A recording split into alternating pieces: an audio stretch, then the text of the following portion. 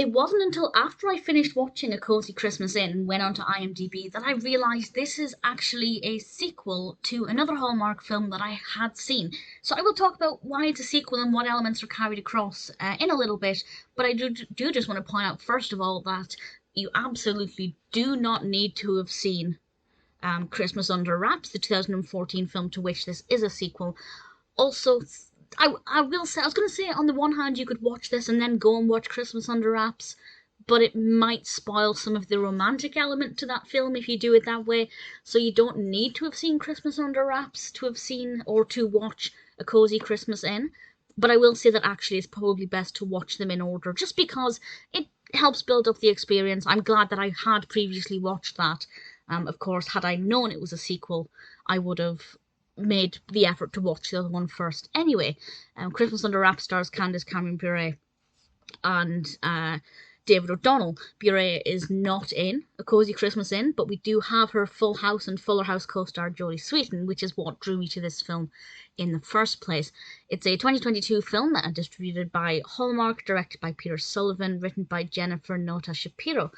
And O'Donnell reprises his role as Andy. And I will say very briefly, he does actually mention Bure's character, which, of course, didn't mean much to me at the time. I didn't connect the dots until afterwards. But he does mention her, so it's a suitable sequel. Where possible, things are mentioned. But again, you can watch it without having seen the other film. I won't repeat that again. I'm starting to sound like a broken record. This film stars Jodie Sweetin as a character called Erika, who is sent to Garland in Alaska, a small town that has one hotel, this Cozy Christmas Inn, and Erika's boss is actually looking to buy out this inn, and it just so happens that a former flame of Erika's owns this inn. And of course, when she gets there, she has to try and discuss with him what her boss wants, and the entire film is wondering, will he sell it to her? Will they come to a fair deal? Will Erika realise that she has to do what her boss wants, but also she wants to do what Andy wants, who clearly doesn't want to get rid of the inn. He's put his heart and soul into it. He doesn't want to sell it.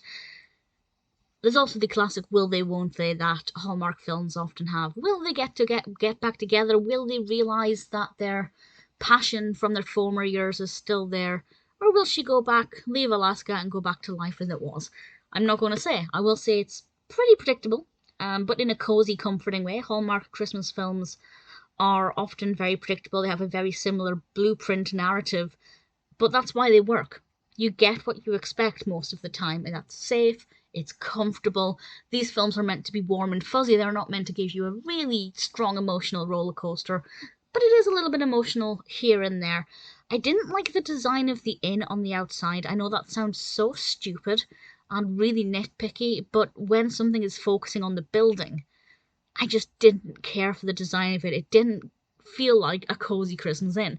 The inside decor is quite nice. There was a fire pit outside of it, which did bring some of the atmosphere and actually detracted from the not very cozy appearance of the inn. So it wasn't 100% satisfying, but it was decent enough. I was relatively emotionally invested in the relationship between Erika and Andy and what was happening there. I was quite curious to see what would happen with this inn, and while I said it is predictable, there are times when it took directions that I maybe wasn't expecting so much. So that was something that occasionally kept me on my toes, but ultimately it was a pretty safe experience where there were not too many spanners thrown into the works. I don't know if this is the first time where there's been a sequel to a Hallmark film involving a different romantic lead. I'm assuming it's Jodie Sweetin because Candace Cameron Bure left Hallmark, but at the same time the narrative would have been completely different and it wouldn't have worked. So I don't know what came first, the chicken or the egg. But ultimately, it is a sequel, but it's also not really a sequel. It does work on its own, but I also just recommend watching Christmas Under Wraps. It's a really good film, really enjoyable, and A Cozy Christmas Inn complements it very well. It's not my favourite Jodie Sweetin Christmas film. She's done some amazing ones, but this one is still pretty decent.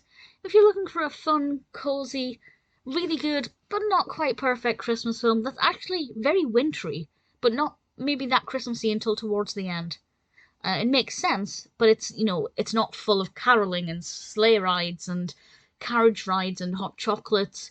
There's not even a coffee shop in Garland, I kid you not. So it is breaking the mold of a Hallmark blueprint slightly.